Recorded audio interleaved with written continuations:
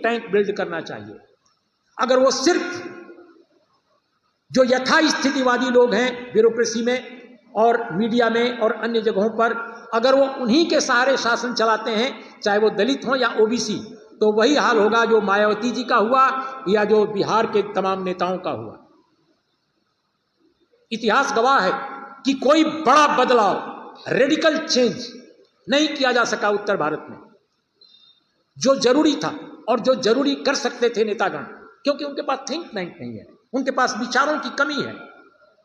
आपके पास बहुमत जितना भी हो जाए, लेकिन विचारों की अगर दरिद्रता है तो आप बहुत कुछ नहीं कर सकते, क्योंकि विचार आप उधार लेंगे और उधार देने वाले आप पर कर्ज की जो अदायगी है वो उसे वसूलेंगे।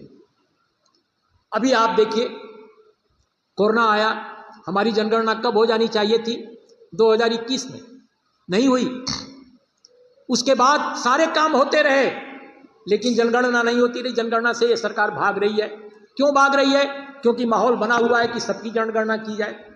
अब बिल्कुल आखिर में मैं अपना कंक्लूड कर रहा हूं, इसको जरूर ध्यान से सुनिएगा। तो जनगणना से ये सरकार भाग क्यों रही है? क्योंकि उसको मालूम है कि जनगणना में बहुत सारे उसकी राजनीति को पंचर करने वाले बहुत सारे कंपोनेंट छुपे हुए हैं, क्योंकि आंकड़े आ जाएंगे। सरकार आंकड़ों से डर रही है। 2021 के बाद दुनिया के अनेक बड़े देशों में, बल्कि कोरोना के दौर में भी और कोरोना के तत्काल बाद जनगणना जो पेंडिंग थी वो हो गई। अमेरिका में हो गई, जिन जिन देशों में हुई वो अमेरिका में पहले हो चुकी थी। जर्मनी ने कराई 2022 में, कनाडा ने 2021 में कराई, ऑस्ट्रेलिया ने 2021 में कराई, और तो और दक्षिण अफ्रीका ने भी 2022 में कराई, जो 2023 में जिसके डेटा आ गए 2021 में कराई। और मोदी जी क्या कहते हैं, अमित शाह जी क्या कहते हैं, हम कोरोना के कारण नहीं करा पाए। अरे भाई, कोरोना में सारे काम आपने कराए, आपने डफली पीटी, आपने न जाने क्या क्या किया, और आप कोरोना के खत्म होने के बाद जनगणना 1 साल में क्यों नहीं करा सके? बिकॉज दे डोंट वांट, वो कराना ही नहीं चाहते। और अब जब स्थितियां ऐसी बनी हैं तब उनको कराना पड़ेगा। अब वो कह रहे हैं कि हम अक्टूबर महीने में डिक्लेयर करने जा रहे हैं, लेकिन यकीनन दोस्तों आप लिख कर ले लीजिए, 5 अक्टूबर से पहले डिक्लेयर नहीं करेंगे। 5 अक्टूबर को चुनाव जब खत्म हो जाएंगे तब ये डिक्लेयर करेंगे। और ये क्या डिक्लेयर करेंगे, अब मैं आपको बताकर यही अपनी आशंका, मैं अपनी बात खत्म कर रहा हूं। दोस्तों एक बात और कहूंगा खत्म करने से पहले, कांग्रेस पार्टी जातिवार जनगणना का प्रबल पक्षकार बनकर उभरी है, और ये खैर मकदम इसका किया जाना चाहिए, इसका अभिनंदन किया जाना चाहिए कि राहुल गांधी ने अपनी पार्टी के सोच में, दर्शन में, विचारधारा में एक गुणात्मक बदलाव किया है। वो आरक्षण के भी पक्षधर हैं, 50% की सीमा को लांघने की बात भी कर रहे हैं। दलित ओबीसी कम्युनिटी के अनेक नेताओं से वो बेहतर बातें आजकल कर रहे हैं, लेकिन उनकी पार्टी में जो वेस्टेड इंटरेस्ट और जो एक किस्म का ब्राह्मणवाद जो जड़ जमाया है वो खत्म नहीं हुआ है। मैं पहले ही कहा कि I am not against Brahmins, I am against Brahminism. तो वो अभी भी बरकरार है। राहुल गांधी एक भाषा बोलते हैं और उनके जो जनरल सेक्रेटरी इंचार्ज हैं कम्युनिकेशन के, हमारे मित्र भी हैं, जयराम रमेश, वो एक बात कहते हैं। जिस दिन प्रयागराज, मैं इलाहाबाद कहता हूं अभी भी, जिस दिन इलाहाबाद में राहुल गांधी दलित आदिवासी ओबीसी के लोगों के बीच में भाषण दे रहे थे और कह रहे थे कि जातिवार जनगणना को ये सरकार नहीं कराना चाहती, हम करा कर रहेंगे, हम हर कीमत पर करवा कर मानेंगे।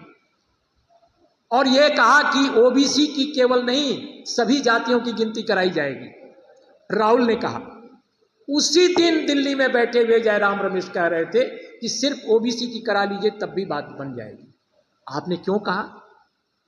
मैंने उसी दिन यह सवाल उठाया सोशल मीडिया पर कि एक तरफ राहुल कुछ कह रहे हैं, जयराम रमेश कुछ कह रहे हैं, ये खेल क्या हो रहा है, ये खेल क्या है? तो हमारे किसी मित्र ने मेरा वीडियो देखने के बाद 2 दिन बाद राहुल गांधी से उनकी मुलाकात हुई और राहुल जी से पूछा कि भाई एक पत्रकार हैं, उन्होंने ये सवाल उठाया है, आपका क्या जवाब है? तो मुझे बताया गया कि जयराम को कहने दीजिए, हम हरगिज इसके पक्ष में है कि सभी लोगों की गणना हो। दोस्तों, उन्हीं दिनों पालगाड जो है केरला में, वहाँ पर आरएसएस का एक बहुत बड़ा सम्मेलन हुआ और उस सम्मेलन के बाद, सम्मेलन में जो कुछ बातें हुई, उसके बाद सुनील अंबेकर आरएसएस के प्रवक्ता हैं इन दिनों और उसके कम्युनिकेशन, मीडिया सब कुछ को देखते हैं। अंबेकर साहब ने एक बयान दिया और वो बयान मैं आपको सुनाना चाहता हूँ और सुनने के बाद आप सोचिए कि क्या कहता है आरएसएस और क्या इसके इन शब्दों के बीच में क्या है। आरएसएस की जो राजनीतिक पार्टी है बीजेपी, वो कह चुकी है कि वो जातिवार जनगणना के पक्ष में नहीं है क्योंकि इससे जातिवाद बढ़ेगा। मैं इस पर कहता हूं कि 1931 से लेकर आज तक जातिवार जनगणना नहीं की गई, तो क्या जातिवाद खत्म हो गया? जातिवाद कम हो गया। जातिवाद असमानता की पैदावार है, विषमता और नफरत की पैदावार है। इसको आप खत्म कीजिए, अपने आप जातिवाद खत्म हो जाएगा। यही तो अंबेडकर कहते थे, लेकिन मानने को तैयार नहीं है। लेकिन सुनील अंबेडकर ने उस दिन क्या कहा, सुनिए। ये बीजेपी से अलग लाइन ले रहे हैं और ये बीजेपी के लिए एक तरह से गाइडलाइन की तरह इसको ट्रीट किया जा सकता है और इसका क्या नतीजा निकलता है वो मैं आपको बता रहा हूं। पिछले कुछ समय से जाति आधारित जनगणना की चर्चा पुनः प्रारंभ हुई है। हमारा ये मत है कि इसका उपयोग समाज के सर्वांगीण उत्थान के लिए हो और यह करते समय सभी पक्ष ये सुनिश्चित करें कि ये इस प्रकार की जाए कि सामाजिक समरसता और एकात्मकता खंडित न हो, इससे किसी का कमी या किसी की अधिक न हो, सभी के लिए सुविधा ठीक रहे, कोई आपस में भेदभाव न पैदा हो। सुनील अंबेडकर साहब हैं अखिल भारतीय प्रचार प्रमुख, राष्ट्रीय स्वयंसेवक संघ। इन्होंने कहा और भी बहुत बातें कही, प्रेस कॉन्फ्रेंस की थी, उसमें सवाल के जवाब में भी कही। उसमें एक बात उन्होंने और कही जो अखबारों में छपी हुई है, आप देख सकते हैं, कि उन्हीं लोगों का किया जाए जिनको जरूरत है। इसका क्या मतलब है?